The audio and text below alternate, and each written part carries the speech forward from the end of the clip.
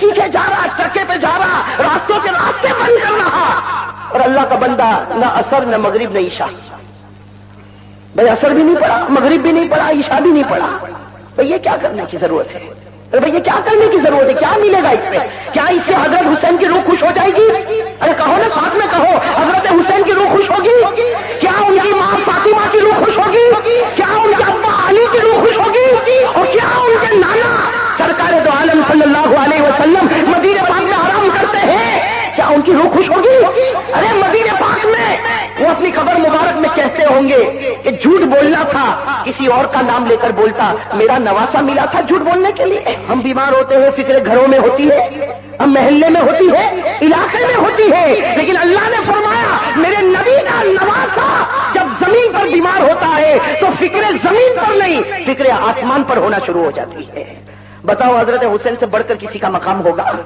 ارے ہوگا مقام. اور ایک بات اور بتا دوں میرے دوستو, حضرت حسین رضی اللہ تعالیٰ عنہ کی جب بات آئی ہے تو بات بتا دوں. حضرت حسین رضی اللہ تعالیٰ عنہ کے بارے میں لکھا میرے دوستو, حضرت حسین رضی اللہ تعالیٰ عنہ کے بارے میں لکھا کہ حضرت حسین وہ حسین تھے. بھائی سننا, حضرت حسین کہو نا, حضرت حسین وہ حسین تھے کہ اگر یہ پوچھا جائے کہ حضرت حسین کے بدن میں خون کس کا دوڑتا, بھائی کوئی اگر یہ پوچھے حضرت حسین کے بدن مبارک میں خون کس کا دوڑتا, میرے دوستو ہم سب کو کہنا پڑے گا قسم خدا کی, حسین کے بدن مبارک میں جو خون دوڑتا تھا وہ حضرت علی کا دوڑتا تھا. بھائی کن کا دوڑتا تھا؟ شیر خدا حضرت علی. بھائی حضرت علی کی بھی بات میں آپ کو بتاؤں گا انشاءاللہ. پھر دوسرا سوال پوچھو کہ حضرت حسین کے بدن میں جو خوراک آئی, جو غذا آئی, وہ کس کی غذا آئی؟ تو کہنا پڑے گا اس عورت کی غذا آئی جس عورت سے بڑھ کر کوئی عورت نہیں ہو سکتی, یعنی آپ کی ماں حضرت فاطمہ رضی اللہ تعالی عنہا. اور یہ پوچھو کہ حضرت حسین کو تعلیم کس نے دی؟ حضرت حسین رضی اللہ تعالیٰ عنہ کو قرآن کس نے پڑھایا؟ حضرت حسین کو حدیث کس نے پڑھائی؟ حضرت حسین کی ترقی کی کون فکر کرتا؟ تو کہنا پڑے گا اس ذات نے فکر کی جس ذات سے بڑھ کر کوئی ذات نہیں, یعنی ہمارے آقا محمد الرسول اللہ صلی اللہ علیہ وسلم. تو جس کی تربیت نبی کرے, جس کے بدن میں خون علی کا ہوئے اور جس کے بدن میں خوراک فاطمہ کی ہوئے, بتاؤ اس بچے سے بڑھ کر کوئی بچہ ہوگا؟ اسی لیے میرے دوستو آپ نے دیکھا ہوگا جمعہ میں جب ایک امام صاحب خطبہ دیتے ہیں تو خطبے میں کیا فرماتے؟ خطبے میں فرماتے سیدہ شباب اہل الجنہ الحسن والحسین رضی اللہ تعالی عنہما. ہمارے نبی نے فرمایا جنت میں جب تمام جمع ہو جائیں گے تو سارے جنت والوں کے سردار دو ہوں گے. کون؟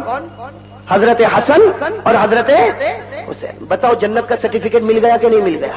زور سے کرو نا, اور زور سے, اور زور سے. اب نتیجے پر آ جاؤ. وہ بچہ جنت میں جائے جو حضرت حسین کے دل کو, اس کا اپوزٹ کیا ہوگا؟ وہ آدمی جہنم میں جائے جو حضرت حسین کے دل کو. اب یہ فیصلہ کرو ہم خوش کر رہے ہیں کہ ناراض کر رہے ہیں؟ بھائی ہر آدمی اپنے اعتبار سے فیصلہ کرے نا, میں نہیں کہتا. وہ بچہ جنت میں جائے جو حضرت حسین کے دل کو خوش کرے تو اس کا اپوزٹ یہی ہوگا کہ وہ مسلمان نام کا مسلمان ہے. جہنم میں جائے گا جو حضرت حسین کے دل کو ناراض کرے گا. ہر آدمی کا دل اپنے پاس ہے, اپنے دل کو ٹٹولے اور پوچھے کہ حضرت حسین سے محبت ہے یا صرف دکھلاوا ہے. بھائی حضرت حسین سے حقیقت میں محبت ہے یا؟ اور میرے دوستوں ہمارے نبی صلی اللہ علیہ وسلم نے فرمایا, بھائی سننا ہمارے نبی کیا فرماتے ہیں, الحسن والحسین منی من اغضبهما فقد اغضبنی ومن آذاهما فقد آذانی. بھائی سب کہو سبحان اللہ. حضرت حسین کی شان بتا رہا ہوں. ہمارے نبی نے منبر پر کھڑے ہو کر فرمایا, اے میرے صحابہ, حسن اور حسین تو میرے ہیں. بھائی نبی نے کیا فرمایا؟ حسن اور حسین تو میرے ہیں. جو ان کا دل دکھایا اس نے میرا دل دکھایا, جس نے ان کو ستایا اس نے مجھے ستایا. اور پھر ہمارے نبی نے فرمایا جس کے دل میں حسین کی محبت ہے وہ مومن ہے, اور جس کے دل میں حسین کی محبت نہیں وہ منافق ہے. ہمارے پیارے نبی آرام کر رہے صلی اللہ علیہ وسلم, اور ہمارے نبی بالکل دوپہر کا وقت ہے, اور دروازے پر حضرت ابو ایوب کو کھڑا کیا. کن کو کھڑا کیا؟ حضرت ابو. اور کیا فرمایا؟ فرمایا ابو ایوب دروازے پر کھڑے رہنا, کسی کو آنے مت دینا, میں تھوڑی دیر آرام کر لوں. بھائی قیلولہ کرنا بھی تو سنت ہے نا، بھائی دوپہر کو سونا بھی تو. ہمارے نبی نے فرمایا میں تھوڑی دیر کے لیے آرام کروں، ابو ایوب کسی کو آنے مت دینا. بھائی اس لیے کہ ہمارے پیارے نبی رات بھر تھکے ہوئے، دن کے تھکے ہوئے، کن کو دروازے پر کھڑا کیا اور کیا فرمایا کسی کو آنے. حضرت ابو ایوب کہتے ہیں میں تو حیران ہو گیا، اس لیے کہ میں نے دیکھا حسین آ رہے ہیں. کون آ رہے ہیں؟ اور بچپنا، بھائی حضرت حسین رضی اللہ تعالیٰ عنہ کا بچپنا، وہ آ رہے ہیں. اب حضرت ابو ایوب کہتے ہیں روکوں یا نہیں روکوں، اس لیے کہ روکوں گا تو یہ اندر شکایت کریں گے، تو میرے نبی کو تو بڑی محبت ہے، اور اگر نہیں روکوں گا تو حضور نے فرمایا تھا کسی کو آنے. حضرت ابو ایوب کہہ رہے میں سوچ رہا کہ آؤں روکوں نہیں روکوں، کہتے اتنے میں تو میں نے دیکھا دھڑ دھڑ چلتے چلتے چلتے وہ تو اندر آ گئے. بھائی چھوٹا بچہ اس کو کیا خیال، بس سیدھے اندر آ گئے. حضرت ابو ایوب کہتے میرا دل دھڑکنے لگا کہ کہیں میرے نبی مجھ سے ناراض نہ ہو جائے، ناراض نہ ہو جائے. اور کہتے ہوا بھی کیا، ایسا نہیں کہ گھر میں آ کے چپ چاپ بیٹھ گئے، ارے حضور آرام کر رہے تھے، حسین ان کے پاؤں مبارک پر بیٹھ گئے. بھائی حضرت حسین ان کے پاؤں مبارک پر، بھائی نانا تھے، بھائی نانا تھے تو نواز سے پاؤں مبارک پر بیٹھ گئے. حضرت ابو ایوب کہتے ہیں میں تو حیران ہو گیا کہ اب میرا کیا ہوگا. لیکن کہتے ہیں حضرت ابو ایوب کہتے ہیں میں دیکھتا رہا کہ حضور کی آنکھ مبارک کھلی، جیسے آنکھ مبارک کھلی تو دیکھا کہ میرے پاؤں پر تو کون ہے، حسین. حضرت ابو ایوب کہتے ہیں کہ میری طرف حضور نے دیکھا اور مسکرائے تو مجھے ٹھنڈک ہو گئی کہ بھائی ناراض تو نہیں. اور پھر حضور نے کیا فرمایا، حضرت ابو ایوب کہتے ہیں میں حیران ہو گیا. حضور نے فرمایا اے حسین، اے حسین، اے میرے پیارے نواسے، تو پاؤں پر بیٹھا، اوپر آ جا، اوپر آ جا. کہتے اوپر بلاتے گئے یہاں تک کہ سینے پر بٹھا.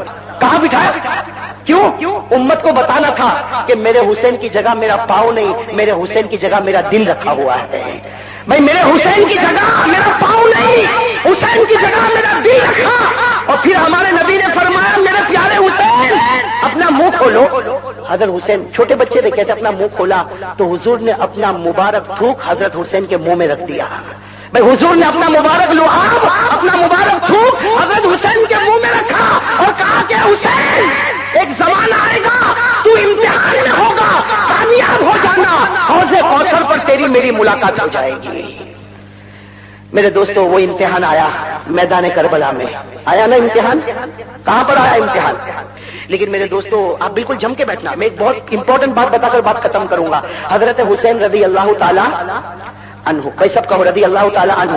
میدان کربلا، بھائی جلدی جلدی جواب دینا. میدان کربلا میں گئے نا، زور سے بھائی میدان کربلا میں گئے نا، میدان کربلا میں. اچھا میرے سوال کے ایک ایک سوال کا جواب دینا. آپ جب میدان کربلا میں گئے تو راستے میں آپ کو روکا تھا نہیں روکا تھا؟ روکا، حضرت عبداللہ ابن عمر نے روکا. سب نے کہا حسین مت جاؤ، کوئی تمہارا ساتھ نہیں دے گا، میدان کربلا میں مت جاؤ. حضرت حسین نے ایک ہی آواز کہی، نبی کا نواسا، علی کا بیٹا، حق کے واسطے قدم اٹھا، واپس پلٹ نہیں سکتا. ارے کہو نا سبحان اللہ. گئے تھے نا حضرت حسین میدان کربلا میں. اچھا ایک بات میں آپ سے پوچھوں، حضرت حسین کیوں گئے تھے میدان کربلا میں؟ بھائی کیوں گئے تھے میدان کربلا میں؟ ان کے گھر میں کھانا تھا کہ نہیں تھا؟ ارے کہو نا تھا یا نہیں تھا؟